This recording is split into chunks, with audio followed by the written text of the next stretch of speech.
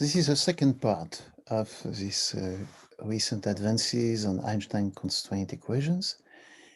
And today I'm going to talk about the Einstein constraints when you prescribe certain asymptotics at infinity.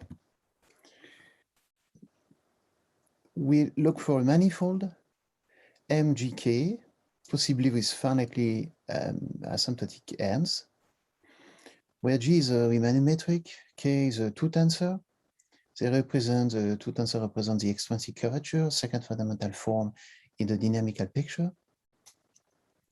And we look at a certain prescribed scalar curvature problem based on the Einstein Hamiltonian and Einstein momentum constraints that you can see on the screen. H star and M star stand for the matter content of the space, which can be taken to be 0 if you prefer. And I'm going to construct solutions to that, where some decay at infinity will be prescribed. So that's my main concern. Prescribing a certain behavior at infinity, can I construct an exact solution to the Einstein constraints? This everything I will say today is a joint work with Tika and Wigan in Paris. The earlier works can be decomposed into two main methods, the conformal method and the variational method. And I'm going to follow the second one, the variational method that has been introduced by Corvino, Carlotto, and Schoen, and especially I'm going to be following the strategy by Alessandro Carlotto and Rick Schoen. The C2 solution method is a technique to construct a broad class of solutions. And under this, with this motivation that in general relativity was interested in isolated gravitational systems, but the nature of the decay to Euclidean at infinity, but the precise nature of this decay is not specified by the physics or the geometry, and allowing this behavior to be quite general seems natural from a physics point of view. So that's what we are trying to do here. We will do here. We have a certain seed data set prescribing the asymptotic behavior. And we classify this data into tame data or strongly tame data in a way you will see, so that we can cover weakest decay, strongest decay, and a lot of different behaviors. And not only I'm going to tell you results of existence of solutions, but also in the same time, I'm concerned with certain quantitative estimates that will allow us to say how close the actual Einstein solution is close to the seed solution. The earlier work by Carlotto and Schoen on the localization problem provided us one of the motivations for this work. They looked at vacuum equations. They essentially had in mind spherically symmetric solutions, but not quite, since, as you will see, they also, as I will describe here, wanted to connect Euclidean behavior in one angular region and Schwarzschild behavior in some other region. And the new challenge that we have addressed here is to allow this construction of solutions to the Einstein constraints to allow it to have very low decay. And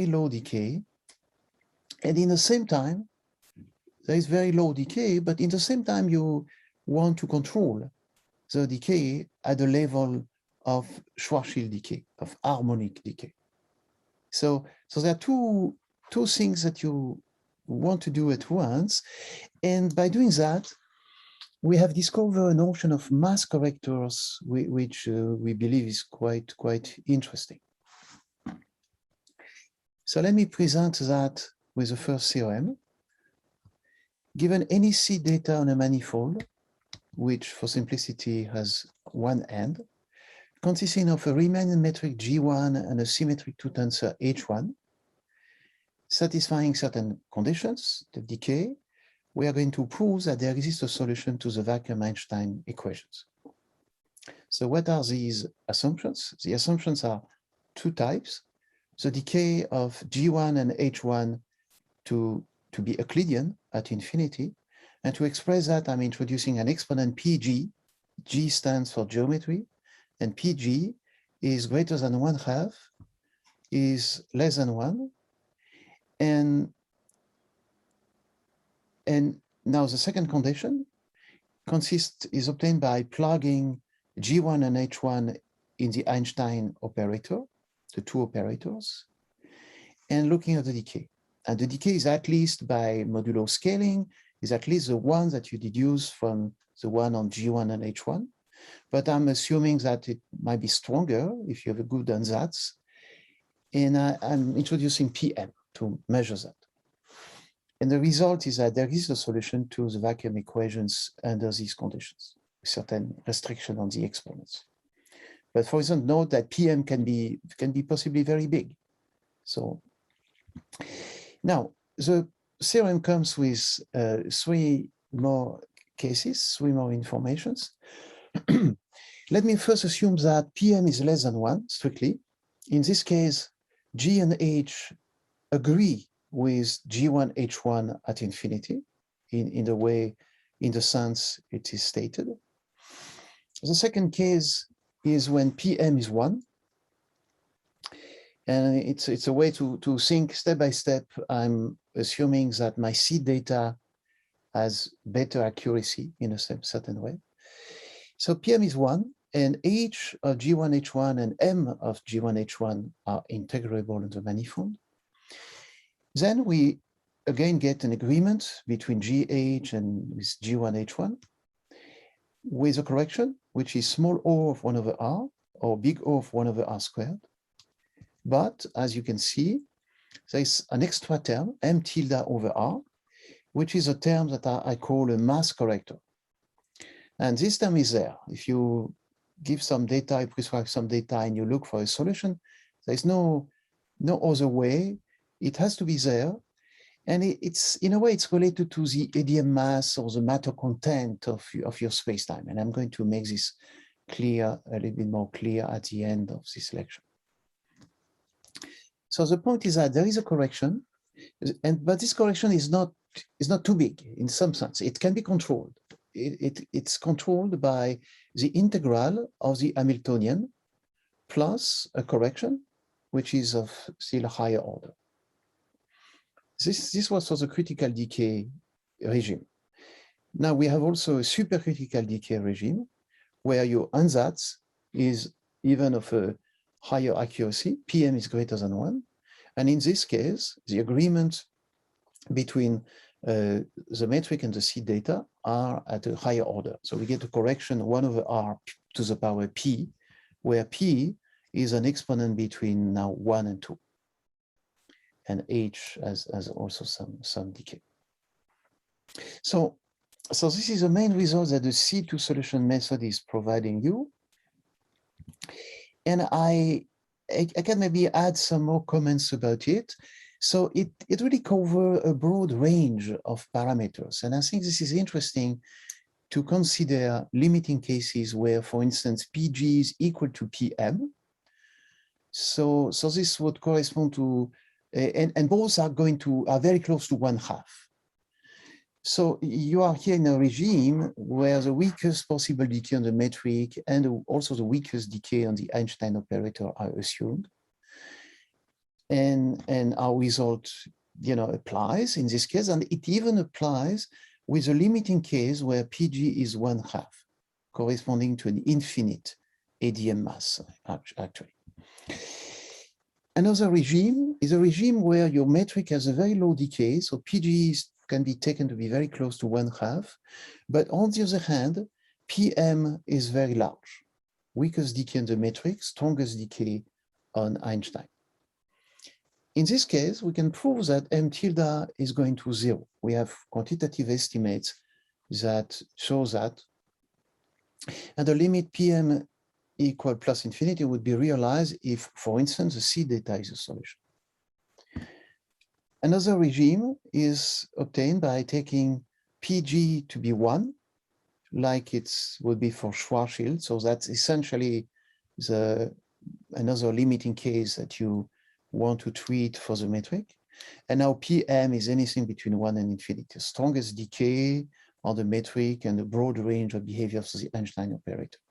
So if PM is 1, you have essentially no information on the operator. And PM, this is really a good way to see that PM measures the accuracy of the seed data. Some elements of proof, we do a fixed point technique in weighted Hölder-Sobolev spaces based on the linearized Hamiltonian. It's a second operator, scalar valued. The linearized momentum, which is first order, vector valued. Also, in addition, we use a dual, the adjoint Hamiltonian, second order, scalar valued, and the adjoint momentum, which is first order and scalar valued. We have coupled system of PDEs that we need to analyze. The presentation on this screen is linear, but of course, the full system is nonlinear, elliptic. And one way to tackle this problem is to follow what Corvino and Schoen had introduced, a variational framework based on a functional G, which you define if you have some certain source term F and V, and you have a C data G1 and H1. So they were not presenting it in this way, but that's what the use that we will be doing with this technique.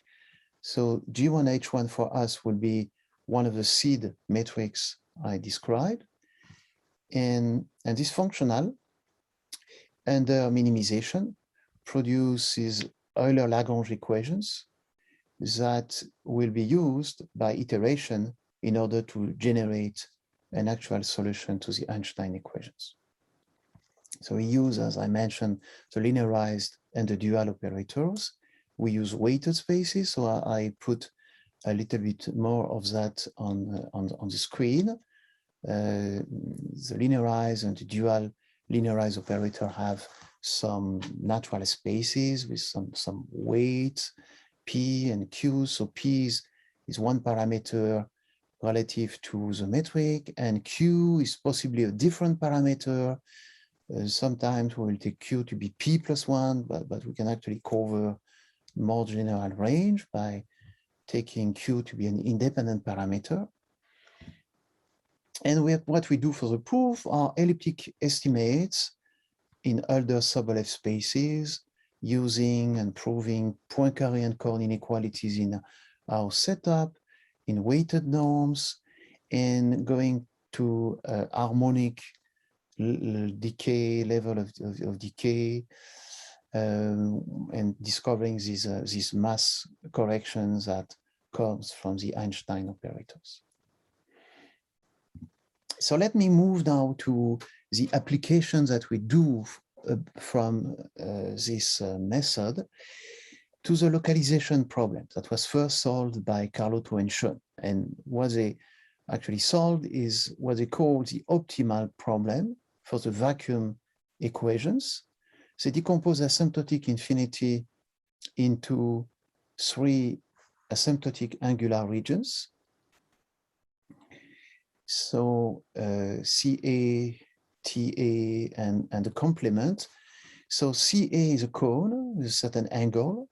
The complement is actually the complement of a same type of cone but with a slightly larger angle. And then you have a transition region. And in the transition region, the two metrics will be, the problem will be solved. The Einstein equations will be solved in this transition region. They are known explicitly outside to be either Euclidean or Schwarzschild. And solving the equation in transition requires to look at a nonlinear elliptic problem with boundary. So you see a picture here, Euclidean in one angular region, Schwarzschild in another angular region, and you need to connect the two. And the result is as follows. They prove that there exists such a solution, but the control that they derive on the solution is subcritical in the transition, meaning that the decay is 1 over RP, and P is between 1/2 and 1. But it cannot be 1 in their proof with the technique. So then they pose a quite challenging open problem, still open, as it is stated here, whether or not there exist solutions with prescribed asymptotics, enjoying this 1 over R critical decay in all angular directions. So in the transition, you wish to obtain a 1 over R decay, not only a 1 over R P less than 1. If you think of it geometrically, physically, this problem is quite natural. Now, what we have actually done is to introduce a slightly relaxed problem, which we believe is physically quite natural, and at least as natural physically. It consists to require the localization problem only in an asymptotic way. So we will ask now to construct a solution where there is a prescription in 2 big angular regions, and there is a small transition. In the small transition, you insist to get a 1 over R behavior. So this is what the condition that I'm putting here will tell you. If you look at the last line in red, you see that the metric is asymptotic to 1 over R in the transition. So this is a difference from the previous screen, where it decay at a lower rate. So we get 1 over R in this transition. And in the other 2 angular regions, we get 1 over RQ, where Q is between 1 and 2. So what we have done here is not solve the exact localization, but to allow the localization to be understood in an asymptotic way at supercritical rate. We can prove by pushing our technique further, we can prove a similar result where the solution will have a Q here, which is as big as you want by refining the techniques that are behind. Some elements of proof here. I'm going to show you maybe one more screen where you will see some further elements of proof. So we need to refine our C2 solution method here by designing seed data with parameters. These parameters are going to be determined implicitly, and they have to fight the mass correctors that I mentioned before. The mass corrector, it is there, it will not disappear, but it can be pushed away, and in the case of this construction, it will be pushed to inside the transition region. This result, this one and the previous theorem, some are used in global evolution problems that I've solved with UMA, and in an updated version I will post soon, we allow weaker, stronger, localized decay in our global evolution problem. But that's not the topic for today. Let me give some idea about the proof. So you have now the picture here, asymptotically Euclidean, asymptotic Schwarzschild, and a connection 1 over R. And what we do here is that we construct the seed data. As you see, the formula is quite involved. It involves 2 parameters, T and S, that somehow measure some size of certain corrections. It also measures phi, it also involves phi and psi, which describe maybe the shape of the corrections. They are defined on the sphere at infinity. And so we take this G1 as a seed data that is something that you obtain by taking the Euclidean metric, the Schwarzschild metric, or more generally, you could take 2 other metrics that you want to prescribe at infinity. So you take these 2 and you combine them together in a certain way with certain shape functions, psi and phi, certain size parameters, T and S. You apply the C2 solution method, and then you realize that, of course, you produce a mass corrector term. That's really in a philosophy, and it cannot be avoided. But now you can play with this the parameters that you have, Ts, phi, and psi, and by a suitable implicit function argument, you determine the parameters, especially S and T, so that the descriptions that I gave you before holds. So you get the Euclidean metric at a higher decay rate, or the Schwarzschild metric, or in the rest, you get 1 over R behavior. And so somehow this mass correction term that I told you about before is squeezed, or the effect of this term is squeezed inside the transition. And outside, there's still some error, some effect of this error, but it can be pushed to infinity, and it can be of almost 1 over R squared decay. And again, as I mentioned before, you can push it even further and make it decay more. The rest of the lecture will be more elements about the proof of these results. We work in weighted Hölder spaces that are defined, so the expressions are a little bit involved because they involve certain charts, especially a chart at infinity. We allow several asymptotic ends. We have also weighted Lebesgue spaces defined in a usual way. What might be not so usual is a way that I specify the decay exponents, theta on the screen, for instance, or p, q, etc. on the previous screens. So these exponents are, so my notation, I believe, is quite convenient to read the decay. If you see any norm, any of our statements, you can easily deduce what is a decay of the solutions. I think more easily than in some other choice of notation, but I guess this may be a question of taste. The Lebesgue Hölder spaces are defined as you see here. So L2 theta and CL alpha with a weight theta. This is a basic norm that we'll be using. And now comes a certain classification: tame data, strongly tame data, various intermediate results before we can reach the main result. Admissible decay exponents are defined as follows: P and Q. P is greater than 1/2, and there is a certain restriction between P and Q. They are said to be subcritical if P is less than 1 and Q is less than 2, to be critical if P is 1 or Q is 2, or possibly both. And based on such exponents, we define the notion of tame C dataset, G1, H1, and some matter field, H star and M star. We also have some small parameters, epsilon G and epsilon M. So we are close to the Euclidean metric. G1 is close to the Euclidean metric in a weighted Hölder space.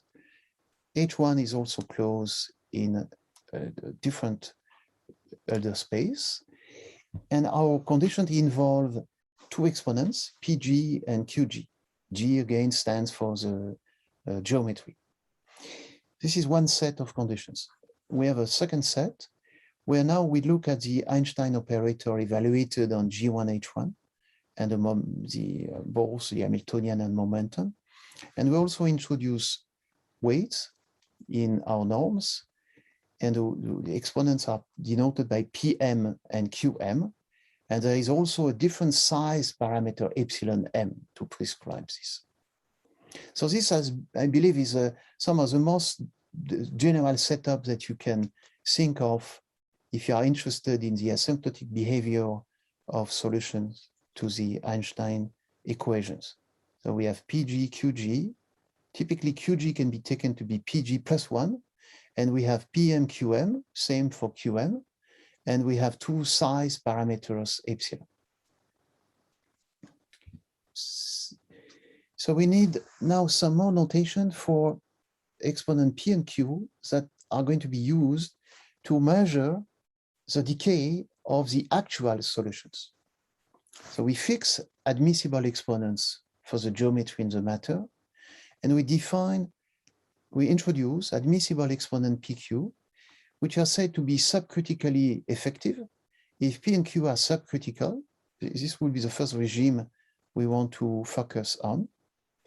And P and Q are less than PM and QM. There is an additional condition between PQ and Q sub G, which is everything is quite natural. If you look at the operators, everything we are writing here can be read directly from looking at the operators and the nonlinearities of the operators. There is really nothing natural in our conditions. The theorems that I state now give you Einstein solutions from general time data. And the assumption which is made now is that I look at subcritically effective exponents, P and Q. And I can prove that there exists a pair 0 to the answer, GH, defined on a manifold, which is a solution. It's an Hölder continuous solution, C2 alpha. And it's asymptotic to G1, H1. Of course, what that means exactly to be asymptotic to G1, H1 is all the game of in this work. So the way I formulate it is it goes together with a stability property. So I would like to know, if my ansatz was accurate somehow. So in the sense that H of G1, H1 minus H star was small or not so small, and the same for the momentum, whether the agreement between G and G1 is good, is small or not so small. So this is what the stability properties are telling you. And these properties involve an exponent P, and P is of course very important because it measures the decay and how close G and G1 are at infinity. And so it's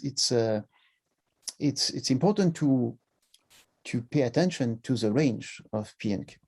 So this first result covers a case where P and Q are subcritical and P and Q are less than the corresponding exponents for the matter. Now we move forward to a different regime, a stronger regime, strongly tame regime, where I'm now going to assume that PM is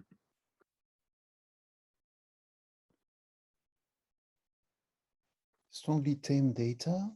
A tame seed data set will be said to be strongly tame if the Einstein operator enjoys some stronger decay. So now PM is assumed to be bigger than 1, QM is bigger than 1, and there's also some integrability conditions that we require, and QM is greater than 3/2 and some other bound.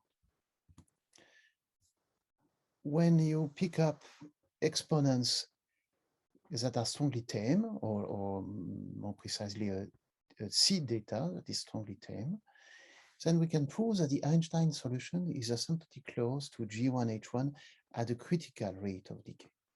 So if you see the conditions that I just wrote, the bounds are expressed in Hölder space where the weight is at least 1 for the metric, or at least 2 as an exponent for the extrinsic curvature. So by itself, it's already a satisfactory result where you have captured all the information that was prescribed in G1 and H1 from very low decay that is allowed in G1 and H1 to include the harmonic level term of decay. But in fact, our results are stronger because we can describe also the critical terms and give the structure of these critical terms in some sense. So to do that, we now introduce a class of exponents PQ. We note them by P star, Q star. And we say that these exponents are effective for strongly tamed data if P star is at least 1, Q star is at least 2, but in the same time, P star has to be less than PM, Q star less than QM. And there are some other additional conditions that you can see on the screen, which again comes by looking carefully at the nonlinearities of the Einstein equations. So I'm now using this notation, P star, Q star. So some of these are big numbers, if you like, compared to PQs that I was discussing before. So you take PM, QM to be large in some sense, greater than 1 or 2, and you take also P star, Q star to be relatively large. And this is a result. The asymptotic behavior at the supercritical level for the metric. So you have a strongly tame seed data set as an input, and there exists a choice of coordinates at infinity if necessary in the description, so that the metric is asymptotic, not to G1 because we already have understood that G1 needs mass correctors. So that's what I'm doing. I define G1 tilde by taking into account for each end a contribution M tilde over R that takes this correction into account. And the statement is as follows: G minus G1 tilde in the weighted Hölder norm with exponent P star as described before. So P star is strictly bigger than 1, or it could be 1 or greater than 1. This norm is controlled by a contribution that comes from the momentum. So you can see it below. So curl E is a certain norm of the momentum, the Hamiltonian and also the momentum, but the momentum comes at a higher order. And there is also an effect of these mass correctors, so M star A, and everything is defined below. Q star prime will be is used to control the norm of the momentum. But even if you don't follow exactly what all these inequalities are, the key point is that we have estimates that involve exponents that are greater than 1.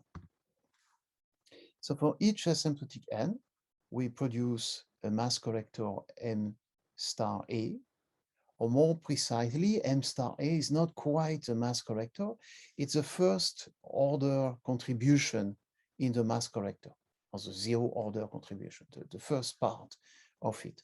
And by that, I mean the next inequality where the actual corrector, MA tilde, is controlled to be close to MA star by terms. As you can see, they are quadratic now in terms of the Hamiltonian and momentum. So they are really much smaller than terms mentioned before. Okay, so this is our result for the metric. And in fact, even if you take P star to be 1, we can show that, small o of 1 over r that I was discussing before in the first statement. Okay, so that's the main result for the metric. And now we have for the extrinsic curvature a similar result from strongly tame seed data set, satisfying now 2 conditions that appear in the definition of strongly tame. The extrinsic curvature is asymptotic to an effective seed extrinsic curvature. So this is something I didn't mention yet, but for H1, we have also a similar correction that involves not a mass, but a momentum corrector. And our estimate is established at this supercritical level, H minus H tilde, it should be H tilde 1. There is a misprint here. The control is in terms of the Hamiltonian, the momentum with a certain scaling in epsilon, plus a correction, and the correction involves P star, M star, and small m star A were defined before, and this P star A is a zero order part of the momentum corrector, which I have denoted by P tilde A, and the difference between P A star and P tilde A is controlled quadratically in terms of Hamiltonian and momentum.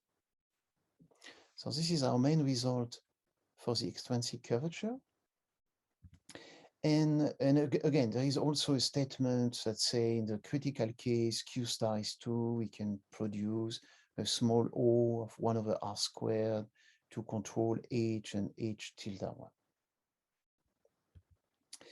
Let me finish this presentation with a few words about the ADM mass and momentum. So I just wrote the definition of ADM mass, the definition of the momentum at infinity.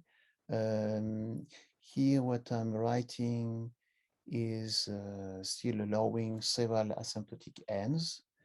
So provided PG is greater than 1/2, that's really the minimal value we have allowed, QG greater than 3/2, as well as the integrability of the scalar curvature of the seed data, we can derive the following formulas that the ADM mass of the constructed solution is related to the ADM mass of the data plus the contribution from the corrections. Right? That's a quite neat identity. And there is a similar identity for the momentum written below.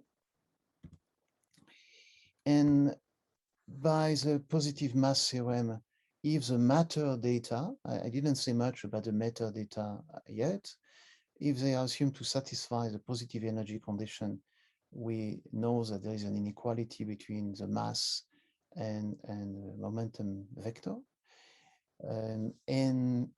And so we can, we can use this result to write some additional inequalities involving the ADM mass and momentum.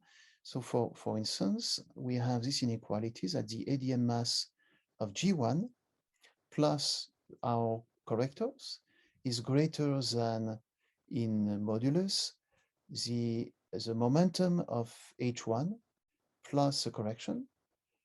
So you can view that as a kind of lower bound on the mass correctors. So the mass corrector somehow cannot be too small in some way. And then there is also an inequality in the case that G1H1 is also assumed to satisfy the positive energy condition. We find an inequality. I mean, we just express the inequality between the mass and the momentum, and we translate that in terms of correctors. And now the ADM mass of G minus the corrections is greater than the momentum minus the corrections. And so now you can view this as an upper bound on the mass correctors. So we have a quite good control of these correctors, as you can see from this screen, and as you can see also from the constructions that we have made before to be able to derive these asymptotic localization results. Thank you very much. There will be a third lecture which will be concerned with cosmological or gravitational singularities. Thank you very much.